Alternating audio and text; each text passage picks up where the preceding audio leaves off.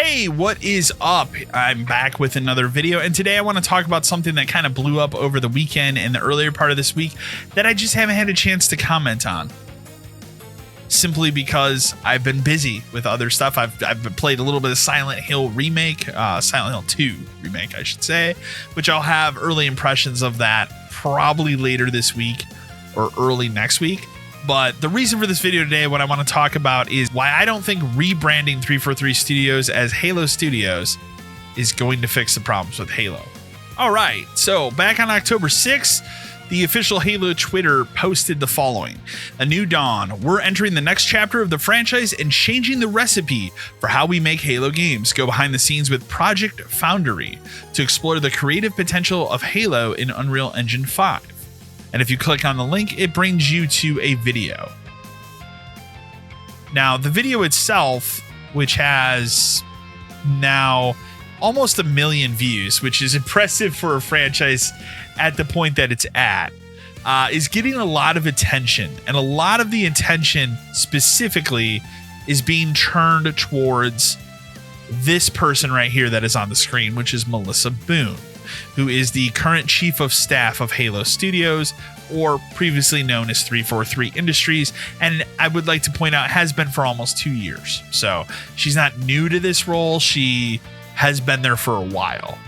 Now, the issue with this is that if we go over to Twitter, on Twitter, this is being passed around, which is her resume off of LinkedIn from the last 10 years. So she's been at Microsoft for almost 10 years. And the reason why people are upset is because of her previous experience being a research manager at Microsoft. And I'll read verbatim. "I manage a team of researchers covering many of Xbox's first-party games, services, and devices. I've worked a little bit of everything. Keenly invested in research on diversity and inclusive design and efforts to bring more diverse voices into the games industry." What does that sound like to you? A lot of people are pointing out that this clearly sounds like a sweet baby, DEI. This DEI boogeyman is coming out of the closet, right? And my issues with this have nothing to do with Melissa Boone. They don't have to do, and I want to make it abundantly clear, I do not care. And I don't think that people should be upset. There's a big false narrative around this story right now, revolving around fans and certain YouTubers are being racist against this specific person. That is not the case, and that's not what's going on. I'm sure there are some fans that will, hit that level because that happens in every fandom. There's always going to be bad apples, but none of the YouTubers that I know are calling this shit out because they are being racist. They're not upset because Melissa Boone is an African-American woman. Then they're not upset that, whatever her sexual orientation is. I don't even know, and I don't care. And I don't think people watching this video should either. But what they are pointing out is that her background does not indicate that she may be qualified to ship a game, especially a Halo game of this caliber. And that's where we start to see problems and see issues with this. And I only bring up that small snippet of her LinkedIn to point out that could be part of the potential issue. But I think the issues with Halo going forward are much, much deeper than just the current chief of staff who may or may not be qualified to ship this game. And when I say that because rebranding this studio to Halo Studios is not doing any favors, because you're not getting away from the failures you've had in the past, okay? And when I say failures, I mean Halo 5. Fucking failure of a game. Halo Infinite, I would consider more of a half failure. They did have a hand, obviously, in Halo Wars 2, which I thought Halo Wars 2 was fine. I think most people that wanted a sequel to Halo Wars were happy with it and accepted it.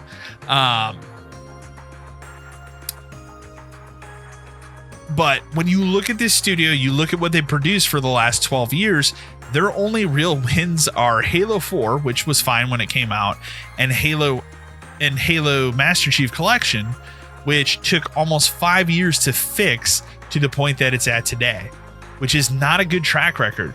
And then you add on to it Halo 5, which was a bad game, in my opinion, and a lot of people's opinions, and Halo Infinite, which launched half-baked and took another year and a half to get to the point that it is today, where I think it's a very playable and enjoyable game, but it maybe wasn't what everybody was looking for the future of Halo. I think Halo Infinite does a lot of cool and interesting things, but I'm very curious to see what you could do in the future. And I think the good news of this whole announcement is moving to Unreal Engine 5. It's time to ditch their shitty engine they've been using, that they've been having problems and bugs with for years. Their excuse is by doing this, it's going to allow them to work more on the creative narrative of Halo. I think that's a bunch of bullshit. Let's be fair. The engine you had was pretty shitty. Now, another thing I want to point out here in this video is that if you skip ahead just a little bit here, and I'll play it and we'll pause it when it gets to it, notice the games that are being shown here. I'll blow this up a little bit. Notice this real quick. So you got Halo, the original Halo, you got Halo 2, you got Halo 3, ODST, and Halo Reach. If we go back here, what's missing here in this video? What's the pattern you notice? Well, it's very simple. Where are their games? Where are the games that they produced? They're nowhere to be seen, because we're talking about all of the games that Bungie made, all of the great Halo games that you remember. They're not speaking about Halo 4, Master Chief Collection, Halo 5, Infinite. They're not talking about any of that. I don't even think there's footage of Halo Infinite in this video, if I remember correctly. It's all footage of whatever they're doing in engine for Unreal 5. The problem I have with this is they're stepping on the backs of the greatness that came before them. Okay, they're touting this like, yeah, guys, you remember Halo back in the 2000s? Like, all those games were great. We remember them too. And well, with Halo Studios, we're going to get right back to what you know and love. And the problem is you're creating a false narrative with that, because you haven't done anything in the last 12 years to prove to me that you can ship a good and competent Halo game that I'm going to enjoy day one without any problems. You haven't done that since 2012 when you shipped Halo 4. And again, I say that by telling as well, Halo 4 is by no means a perfect game, but it is probably the best game that 343 Studios put out. Well, they've had the Halo franchise. You look at this and it's almost comical, because Halo for years has been put in the hands of these developers that fumble it almost every single time, and yet Microsoft continues to go, that's okay, we'll get them next time. And any other company would have ripped this out of the studio's hands and given it to somebody else after the second failure. So it's baffling to me that instead of doing that, our decision here is to rebrand the studio and move to Unreal 5. Again, one of those is a stupid decision that doesn't help, and the other one is a smart decision that should have been made before we made Halo Infinite, in my opinion. I make this video because I'm incredibly passionate about Halo. I have been on my channel. I think it's well known. I'm a massive Halo fan and have been since 2001. And it irritates the living fuck out of me that we cannot get a new, correct, and accurate entry into this franchise. Not to mention a television show that was made for 2 seasons that did nothing but hurt this franchise and the expanded lore of it.